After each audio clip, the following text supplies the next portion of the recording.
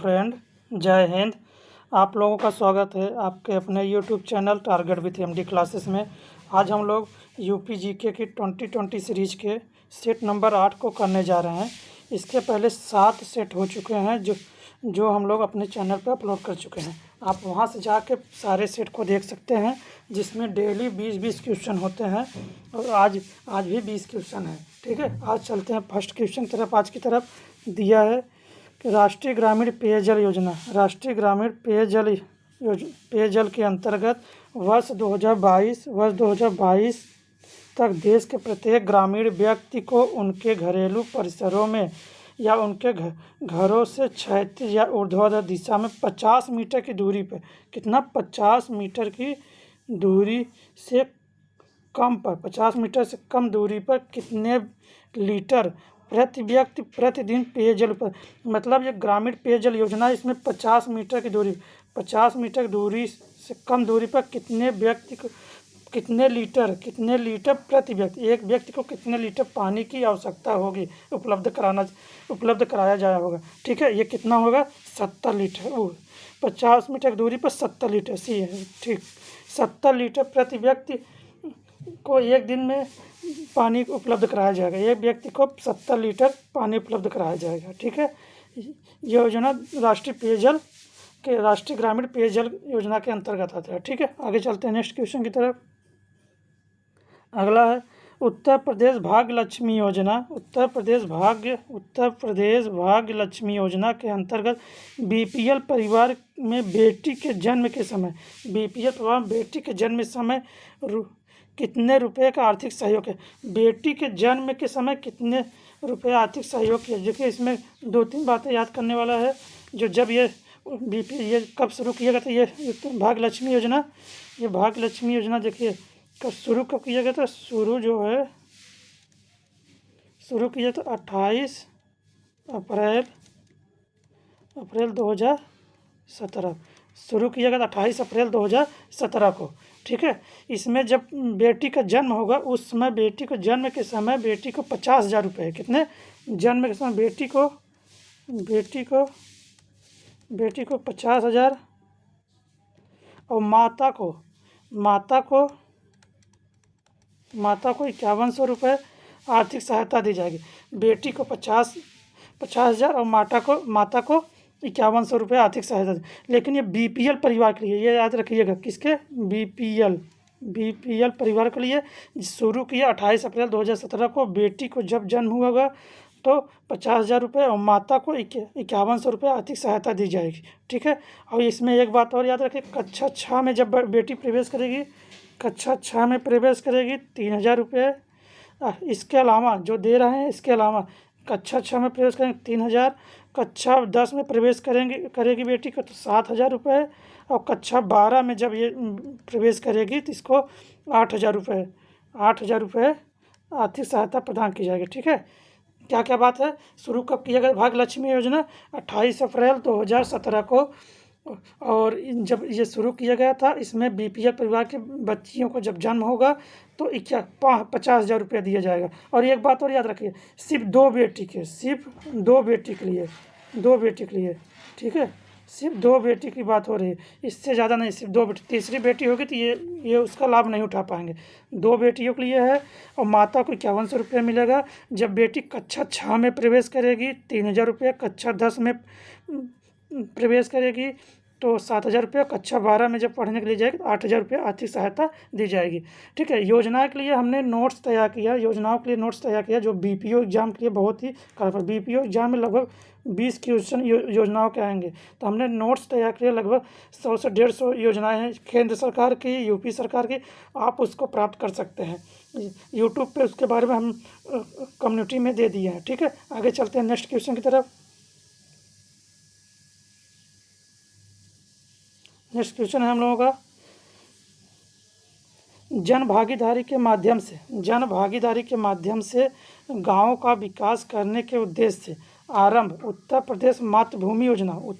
ये याद रखिए, उत्तर प्रदेश मातृभूमि योजना के अंतर्गत परियोजना में होने वाली कुल लागत क्रमशः कितने प्रतिशत खर्चे राज्य सरकार द्वारा वहन किया जाएगा और शेष कितना इच्छुक नागरिक द्वारा प्रदान करने का प्रावधान है। मतलब राज्य सरकार कितना देगी, मतलब राज्य सरकार कितना देगी और वहाँ उस योजना के उस गांव के उस आसपास के लोग जो हैं कितना देंगे, ठीक है। तो और गांव के लोग कितना देंगे, राज्य सरकार कितना योजना में देगी और वहाँ के लोग कितना देंगे जन भागीदारी। तो इसमें याद रखिएगा, इसमें 50-50% का रेशियो, 50% राज्य सरकार देगी और 50% जो है वहाँ के जन भागीदारी, मतलब वहाँ के लोग जो है कितने इच्छुक नागरिक जो है इसको प्रदान करेंगे, ठीक है। ये शुरू कब किया गया, मातृभूमि योजना शुरू किया गया था, देखिए शुरू किया गया था 2021 का 15 सितंबर 2021 में। ये भाग लक्ष्य होता, मातृभूमि योजना कब शुरू किया था, 15 सितंबर 2021 में। इसमें राज्य सरकार 50% देगी, वहाँ उस गांव के इच्छुक नागरिक जो होंगे 50% इस पर खर्च करेंगे, ठीक है।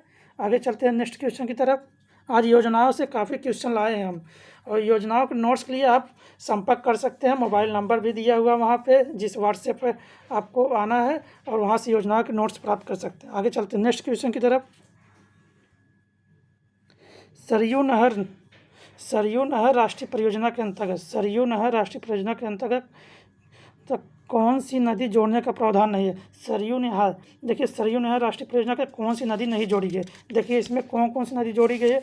एक तो पहले देखिए, ध्यान से देखिएगा आप लोग, कौन सी जोड़ी गई है, कौन सी नहीं। इसमें देखिए घाघरा जोड़ी गई है, रोहिणी जोड़ी गई है, बाणगंगा जोड़ी। तो इसमें सोन नदी जो है नहीं जोड़ी गई, ठीक है। सोन नदी नहीं जोड़ी गई सरयू नदी परियोजना में, ठीक है, याद रहेगा। सरयू नदी परियोजना में कौन सी नदी नहीं जोड़ी गई है, सोन नदी परियोजना। ये कब शुरू किया गया था, पीएम मोदी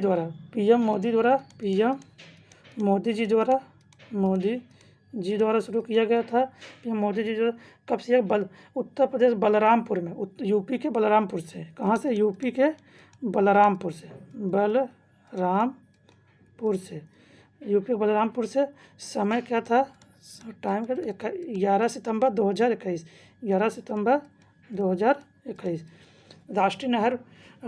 सरयू नहर राष्ट्रीय परियोजना कब शुरू किया गया था, 11 सितंबर 2021 को यूपी के बलरामपुर जिले से और पीएम मोदी के द्वारा शुरू किए थे, ठीक है। आगे चलते हैं नेक्स्ट क्वेश्चन की तरफ। अगला क्वेश्चन है, प्रधानमंत्री पोषण शक्ति निर्माण योजना, प्रधानमंत्री पोषण शक्ति निर्माण योजना के अंतर्गत के संदर्भ में कौन सी सही नहीं है। मतलब पोषण योजना के संदर्भ में कौन सी सही नहीं। यह योजना 2021-22 से 2026 के अवधि के लिए लागू की जाएगी। इस योजना के अंतर्गत सरकारी सहायक प्राप्त स्कूलों में पका हुआ भोजन उपलब्ध कराया जाएगा। देखिए, तो तीसरा है, इस केंद्र प्रायोजित योजना में कक्षा 1 से 12 तक के सभी छात्रों को कवर किया जाएगा। यह योजना पहले से चल रही मध्याह्न भोजन योजना का स्थान लेगी। देखो, पीएम पोषण योजना मिड डे मील का ही जो निम्न से ये है, प्रधानमंत्री पोषण शक्ति निर्माण योजना जो है ये मिड डे मील, जिसको हम मिड डे मील या ये मध्याह्न भोजन योजना, जिसमें हम मिड डे मील योजना MDM करते ना, मिड डे मील योजना 1995 में शुरू किया गया था। 1995 में तमिलनाडु से, कहाँ से, तमिलनाडु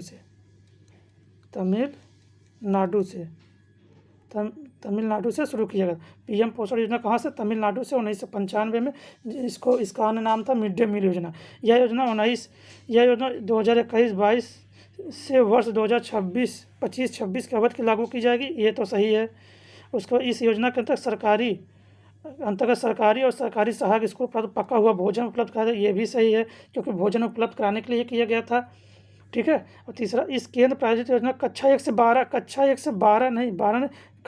से 8 तक के लिए, माध्यमिक और उच्च माध्यमिक, प्राइमरी और माध्यमिक के लिए। तो ये कक्षा 1 से 8 तक के लिए, न कि 12 तक के लिए। यही जो है सही नहीं है। और यह योजना पहले से चल रही मध्याह्न भोजन योजना का स्थान लेगी। तो हम पहले ही बात बता दिए, ठीक है। ये इसमें सभी बातें याद रहेगी, कहाँ से शुरू किया गया था, कब शुरू किया था। फिर से सुन लीजिए, मिड डे मील योजना, इसे मध्याह्न भोजन योजना भी कहते थे। ये 1995 में तमिलनाडु से शुरू की गई थी। 2021-22 में इसका नाम परिवर्तित करके पीएम पोषण योजना कर दिया गया था। 2021-22 से 2026 के अवधि के लिए लागू की जाएगी, ये भी सही है। इस योजना के अंतर्गत सरकारी रहेंगे या गैर सरकारी रहेंगे, 1 से लेकर 8 तक के कक्षा 1 से लेकर 8 तक के बच्चों को पका हुआ गर्म भोजन उपलब्ध कराया जाएगा। यह योजना पहले से चल रही मध्याह्न भोजन योजना का स्थान लेगी, यह भी सही है। ठीक है, आगे चलते हैं नेक्स्ट क्वेश्चन की तरफ। मुखबिर योजना किससे संबंधित? जो मुखबिर योजना किससे संबंधित है? ये कन्या भ्रूण हत्या से, कन्या भ्रूण हत्या रोकने के लिए मुखबिर योजना। विद्युत चोरी गलत है, कन्या भ्रूण हत्या, देखिए बी वाला ऑप्शन, कन्या भ्रूण हत्या रोकने के लिए। जो आप जाते थे ना वहाँ हॉस्पिटल में चेकअप करा लेते थे, अगर लड़की है तो उसको गिरवा देते, तो वही कन्या भ्रूण हत्या को रोकने के लिए मुखबिर योजना शुरू की गई थी। इसमें मुखबिरों को खोजा जाता, जो बताता था उसको गुप्तचर रखा जाता था, उसको मतलब छुपा के रखा जाता था। अगर बताने वाले को 2 लाख रुपये प्रोत्साहन राशि दी जाती। कितने? 2 लाख। जो बताता था उसकी पहचान जो है गुप्त रखी जाती, तो 2 लाख रुपये, 2 लाख रुपये उसको इनाम दिया जाता बताने वाले को। ठीक है, प्रोत्साहन राशि दी जाती थी। अब कब शुरू किया गया था? 2017 में। 2017 में मुखबिर योजना 2017 में शुरू की गई थी कन्या भ्रूण हत्या को रोकने के लिए। इसमें जो बताने वाला, इस मुखबिर रखे जाते थे, जो बताता था उसको 2 लाख रुपये प्रोत्साहन राशि दी जाती थी। ठीक है, आगे चलते हैं नेक्स्ट क्वेश्चन की तरफ। बीसी सखी योजना कब शुरू की? बीसी सखी योजना ये भी देख लेते हैं। बीसी सखी योजना जो है ये 2020 में शुरू की गई थी। कब? 22 मई 2020 को। ठीक है, ये 2020 कब शुरू की गई थी? देखिए फिर से देख लीजिए, शुरू कब की गई थी? शुरू 22 मई 2020 को योजना शुरू की गई थी। राज्य में जो महिलाएं हैं उनको लाभ पहुँचाना, राज्य की महिलाओं को लाभ पहुँचाने का, क्योंकि बीसी सखी योजना, तो सखी से आप समझ ही रहे हैं, तो बीसी सखी लड़कियों के ही बोला जाता है, लड़कियों के फ्रेंड को ही सखी बोलते हैं। ठीक है, तो वैसे सखी आप समझ रहे हैं, तो महिलाओं के लाभ पहुँचाएंगे। किसको? महिला के लिए, स्पेशली महिला के लिए योजना से बीसी सखी योजना शुरू की थी। कब? 22 मई 2020 को। ठीक है, किसके लिए? 22 मई 2020 को शुरू की गई थी। आगे चलते हैं नेक्स्ट क्वेश्चन की तरफ। देखिए अगला क्वेश्चन है, बाबा साहब अम्बेडकर रोजगार प्रोत्साहन योजना। रोजगार प्रोत्साहन योजना के अंतर्गत SC ST दिव्यांग के लिए, SC कौन? SC ST और दिव्यांग, SC ST और दिव्यांग के लिए दिव्यांग की इकाई लागत कितना प्रतिशत अनुदान प्रदान करने का प्रावधान? कितना प्रतिशत अनुदान प्रदान करने का? ये लगभग 35%। कितने? 35% अनुदान दिया जाएगा। ठीक है, कब शुरू किया गया था बाबा साहब अम्बेडकर प्रोत्साहन योजना? बाबा साहब अम्बेडकर रोजगार प्रोत्साहन योजना 2019 में। कब शुरू किया गया था? शुरू किया गया था देखिए 11 नवंबर 2019 को, 11 नवंबर 2019 को। ठीक है, 11 नवंबर 2019 को शुरू किया गया था बाबा साहब प्रोत्साहन योजना, रोजगार प्रोत्साहन योजना। ठीक है, इनमें ग्रामीण के जो लड़के हैं या छोटे मोटे संसाधन करके अपना रोजगार चला सकते हैं। ठीक है, इसमें 35% प्रावधान किया गया अनुदान देने का, 35%। ठीक है, आगे चलते हैं नेक्स्ट क्वेश्चन की तरफ। अगला क्वेश्चन है, मुख्यमंत्री समग्र ग्राम विकास योजना के अंतर्गत किन वर्गों के बाहुल्य वाले ग्रामों का अस्थायी समेकित विकास किए जाने के बाद, अस्थायी समेकित विकास के किन वर्ग बाहुल्य वाले वर्गों को? देखिए वनटांगिया, ये भी सही है, ये भी जनजाति के लिए, मुसहर के लिए, थारू के लिए, सभी के लिए, ये सभी के लिए शुरू किया गया था। किसके लिए? सभी के लिए शुरू किया गया था मुख्यमंत्री समग्र ग्राम विकास योजना। ठीक है, सभी कब शुरू किया गया था? इसका डेट जान लीजिए, डेट सबसे ज़्यादा जरूरी है। शुरू किया गया था 24 जनवरी 2018। कब? 24 जनवरी 2018 को। ठीक है, 24 जनवरी 2018 को शुरू किया गया था मुख्यमंत्री समग्र ग्राम विकास योजना। 24 जनवरी 2018 को वनटांगिया, मुसहर, थारू इन सभी जनजातियों के लिए शुरू किया गया था। ठीक है, आगे चलते हैं नेक्स्ट क्वेश्चन की तरफ। आज का 10 नंबर क्वेश्चन है, दिया है उत्तर प्रदेश में किसान भाई योजना। किसान भाई योजना मतलब जो किसानों का खेत कितना है कितना नहीं है उसका पूरा लेखा जोखा उसमें होता है। किसान भाई योजना जो शुरू किया 1992 में। कब शुरू किया गया था? शुरू किया गया था 1992 1992 दिया, ठीक है। किसान भाई योजना कब शुरू हुई? तो 1992। एक जैसे कि उनका कितना खेत है, खेत कितना एकड़ है, कितना नहीं है, सब कुछ उस किसान भाई योजना में लिखा जोखा रहता है, ठीक है। आगे चलते हैं नेक्स्ट क्वेश्चन की तरफ। उत्तर प्रदेश के कितने शस्य जलवायु? उत्तर प्रदेश को कितने शस्य जलवायु उत्तर प्रदेश को शस्य जलवायु क्षेत्रों में कितने 9 शस्य जलवायु क्षेत्रों में विभाजित किया? कितने? 9, ठीक है। 9 शस्य जलवायु क्षेत्रों में उत्तर प्रदेश को विभाजित किया गया है। कौन कौन से देखना चाहते हैं? देखिए कौन कौन सा है। जैसे इसमें 9 कृषि जलवायु क्षेत्र कौन कौन से हैं?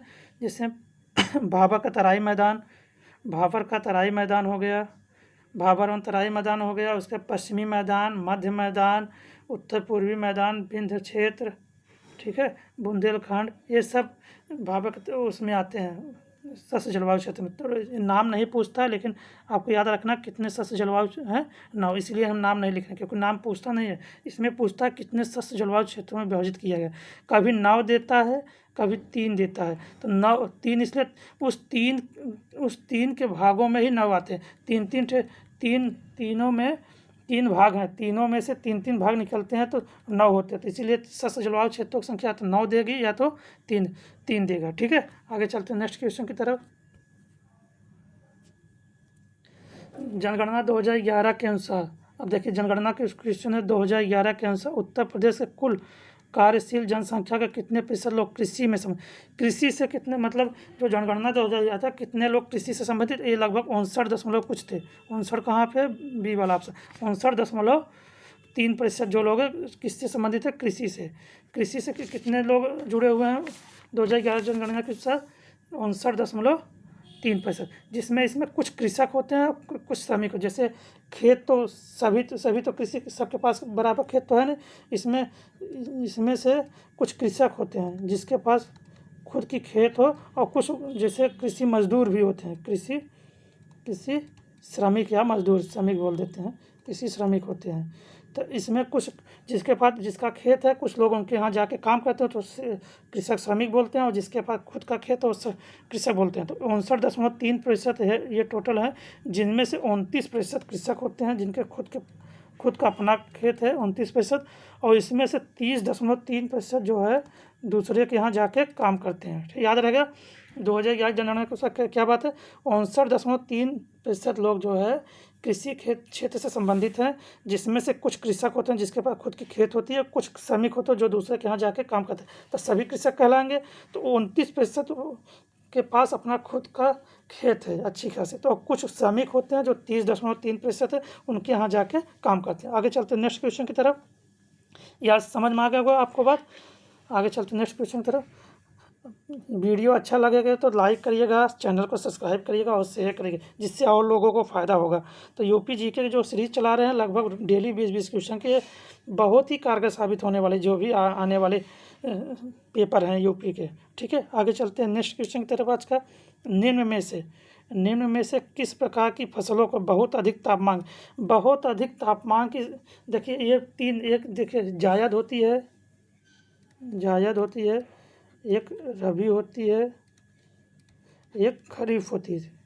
3 तरह की फसलें होती हैं, जायद की फसल, रबी फसल और खरीफ की फसल। जायद की फसल के लिए जो है ना अधिक तापमान की आवश्यकता होती है, अधिक तापमान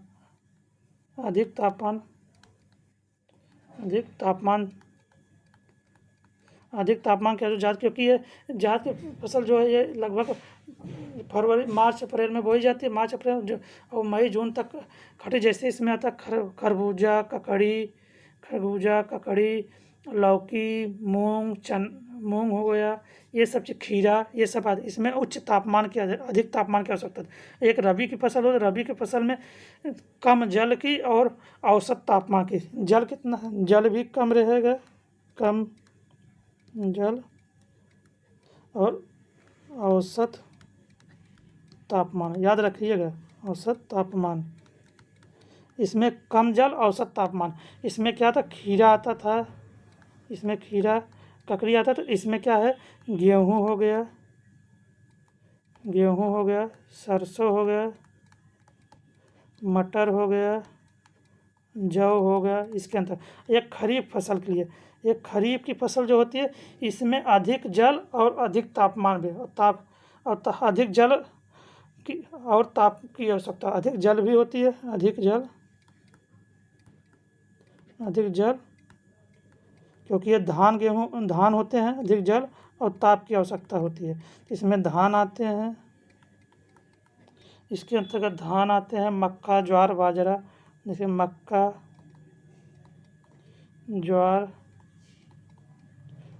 ज्वार, बाजरा ये सब आते हैं। याद रखिए कि 3 मौसमी फसल होते हैं जिसमें जायद, रबी और खरीफ। जायद के लिए अधिक तापमान और की आवश्यकता होती है जिसमें खीरा, ककड़ी, लौकी ये सब आते हैं। अब रबी की फसल के लिए कम तापमान, कम जल भी और तापमान भी औसत होना चाहिए, तो गेहूँ, सरसों, मटर, चना ये सब होते हैं। और खरीफ की फसल के लिए अधिक जल और तापमान की आवश्यकता होती है, इसमें धान, मक्का, ज्वार, बाजरा ये सब आते हैं। ठीक है, आगे चलते हैं नेक्स्ट क्वेश्चन की तरफ। 14 नंबर आज 14 नंबर क्वेश्चन है। देखिए क्वेश्चन क्या है, निम्न में से कौन सा सही नहीं है, इसमें कौन सा सही नहीं है। देखते हैं पहला, गोरखपुर उत्तर प्रदेश सर्वाधिक गेहूं उत्पादन क्षेत्र, ये तो सही है, गोरखपुर में सर्वाधिक गेहूं होता है उत्तर प्रदेश का, ये सही है। मक्का उत्पादन में उत्तर प्रदेश तीसरा स्थान है, ये भी सही है, तीसरे स्थान पर मक्का उत्पादन में उत्तर प्रदेश। उत्तर प्रदेश में तंबाकू कृषि विशेष खाने और हुक्का होना, हक्का दी लिखा है, हुक्का पीने योग्य, ये भी यूपी में जो तंबाकू होते हैं खाने के लिए, हुक्का पीने के लिए होते हैं, ये भी सही है। चौथा देखते हैं, कपास उत्तर प्रदेश सर्वाधिक नकदी फसल, कपास सर्वाधिक नकदी फसल नहीं है, कपास नहीं है, यहाँ का नकदी फसल सर्वाधिक क्या है, गन्ना है। उत्तर प्रदेश का सर्वाधिक नकदी फसल गन्ना है, तो कौन सा सही नहीं है, डी वाला ऑप्शन। याद रखें, उत्तर प्रदेश का सर्वाधिक नकदी फसल कौन सा है, गन्ना है। उत्तर प्रदेश के जो तंबाकू होते हैं वो खाने के लिए या तो हुक्का पीने के लिए उपयोग होता है। मक्का में तीसरे स्थान पे है उत्तर प्रदेश, और गोरखपुर जो है सर्वाधिक गेहूँ उत्पादन में है। ठीक, आगे चलते हैं नेक्स्ट क्वेश्चन की तरफ। नेक्स्ट क्वेश्चन है, भारतीय सब्जी अनुसंधान केंद्र, जो सब्जी अनुसंधान केंद्र पूछेगा तो कहाँ मारेंगे, वाराणसी में। सब्जी वाला कहाँ, सब्जी वाराणसी में। अब गन्ना अनुसंधान पूछेगा, गन्ना पूछेगा तो लखनऊ में। चीनी पूछेगा तो कानपुर में। ठीक, चीनी कानपुर में। और डीजल लोकोमोटिव भी वाराणसी में, डीजल लोकोमोटिव वर्क भी कहाँ पे, वाराणसी में। मेरठ में क्या, खेल के सामान के लिए, खेल का सामान मेरठ में मिलता है, इसके लिए प्रसिद्ध है। ठीक है, मेरठ में खेल के सामान के लिए प्रसिद्ध है। तो इसमें कौन सा देखा आप समझिए, सब्जी अनुसंधान केंद्र कहाँ पे है, वाराणसी में। लखनऊ में क्या है, गन्ना अनुसंधान केंद्र। और कानपुर में क्या, चीनी अनुसंधान केंद्र। मेरठ में क्या है, खेल के सामान। और गोरखपुर में टेराकोटा जिसको हथकरघा उद्योग भी बोलते हैं, गोरखपुर में। ठीक है, इसमें कौन सा ऑप्शन, सी वाला ऑप्शन। आगे चलते हैं नेक्स्ट क्वेश्चन की तरफ। आप लोग वीडियो को पॉज करके लिख लिया करिए जो जी बातें बताते हैं, लिखने के बाद आप लोग को अच्छे खासे याद, एक बार रिपीट कर लेंगे तो अच्छा खासा याद होता चला जाएगा। डेली के वीडियो में जितने हम फैक्ट बताते हैं, फैक्ट को डायरेक्ट बताते समय या फिर हम जब बोल देते तो आप तो वीडियो को पॉज करके अच्छे से लिख लिया करिए। ठीक है, आगे चलते हैं नेक्स्ट क्वेश्चन की तरफ। सूची 1 सूची 2 को सम्मिलित कीजिए। सूची 1 सूची 2 को सम्मिलित, एक संस्थान है और वो स्थान है, कौन सा संस्थान है और किस स्थान। पशु जैविक औषधि अनुसंधान, पशु जैविक औषधि अनुसंधान जो है ये कहाँ पे, पशु जैविक औषधि अनुसंधान जो है ये लखनऊ में। कहाँ पे, लखनऊ में। तो मतलब 1 का 4। पान अनुसंधान केंद्र महोबा में है, मतलब B का 3। और आलू अनुसंधान केंद्र, देखिए आलू अनुसंधान थे और केंद्रीय आलू, जब आलू पूछेगा तो बाबूगढ़ गाजियाबाद मारिएगा, मतलब सी का दूसरा। जब केंद्रीय आलू अनुसंधान पूछेगा तो शिमला मारिएगा, तो चौथा का पहला, मतलब 4 3 2 1, 4 3 2 1। फिर से सुन लीजिए, पशु जैविक औषधि अनुसंधान, औषधि वाला पूछेगा तो कहाँ पे, लखनऊ में। पान अनुसंधान महोबा में। आलू अनुसंधान केंद्र तो उत्तर प्रदेश में बाबूगढ़ गाजियाबाद में है।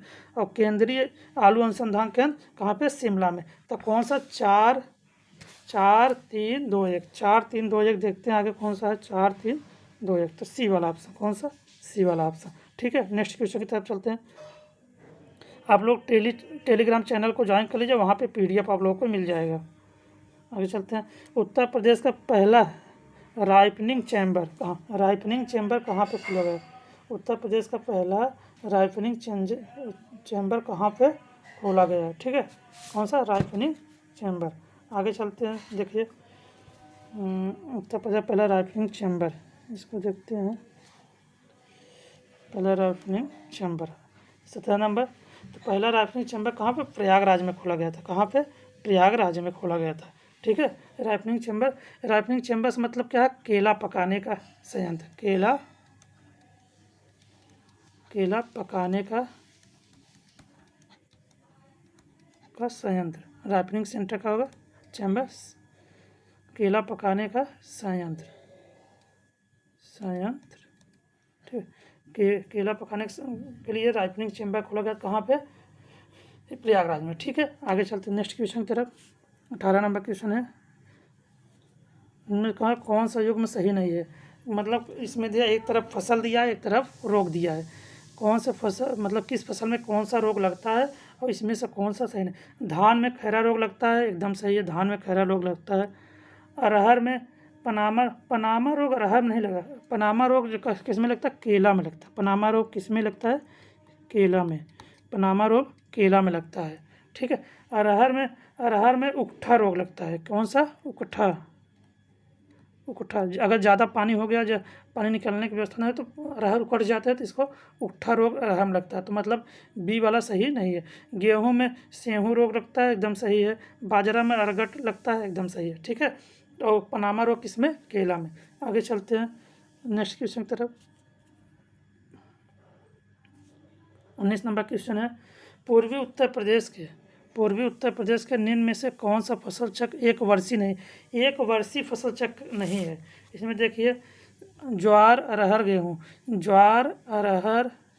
और गेहूँ एक वर्षीय फसल। उसके बाद धान गेहूँ सरसों, तो धान जौ और धान मटर। इसमें देखना है कि कौन सा जोड़ा है जो एक वर्षीय फसल। जिसमें एक वर्षीय फसल में गेहूँ तो आ जाता है, ज्वार आ जाता है, लेकिन अरहर नहीं आता है। एक वर्ष में कम से कम एक खेत में 2 फसलें उग सके। जैसे एक वर्ष में धान और गेहूँ जिस खेत में उग सकते हैं, इन लोगों को एक वर्षीय फसल वर्ष में एक बार उगाया जाता है, एक बार गेहूँ एक बार धान। लेकिन ये जो अरहर है पूरा बड़ा लगभग 10 से 12 महीने ले लेता है, तो एक वर्षीय नहीं, ये 2 वर्षीय फसल है। कितना है? ये 2 वर्षीय फसल बोला जाता है इसको। मतलब फसल चक्र में 1-2 वर्षीय फसल बोला जाता है, ना कि 1 वर्षीय बोला जाता है। ठीक है, जिसमें अरहर आता है, अरहर के साथ में गन्ना को भी बोल सकते हैं। गन्ना लगभग त्रिवर्षीय में चला जाता है, क्योंकि इसमें गन्ना जब तो उसके पेड़ी होती है, उसके बाद वो भी चलता है। तो इसमें गेहूँ धान सरसों तीनों है, धान जो है मटर जो है, तो इसमें अरहर वहाँ नहीं है। ठीक है, आगे चलते हैं नेक्स्ट क्वेश्चन की तरफ। धान में नील हरित शैवाल का उपयोग। धान की खेत में नील हरित शैवाल के उपयोग से कितने किलोग्राम नाइट्रोजन प्रति हेक्टेयर स्थिरीकरण किया? मतलब कितने एक हेक्टेयर में कितने केजी नाइट्रोजन लगेगा? एक हेक्टेयर में कितने केजी नाइट्रोजन होगा? ठीक है, एक हेक्टेयर में कितने? 20 से 40 केजी होता है, 20 से 40 केजी। एक हेक्टेयर खेत में, धान की खेती में 1 हेक्टेयर खेत है तो कितने? 20 से 40 केजी जो है नाइट्रोजन की आवश्यकता होगी। ठीक है, आज के लास्ट क्वेश्चन है। ठीक है, आप लोगों को जो भी वीडियो से रिलेटेड जो भी बातें रहा करे, या जो भी जिस मैटर पे हो वीडियो आप लोगों को चाहिए, तो वो लोग कमेंट किया करिए, उस पर हम वीडियो बनाते रहेंगे। और चैनल अच्छा लगे तो शेयर करिएगा, लाइक करिएगा और चैनल को सब्सक्राइब करिएगा। धन्यवाद।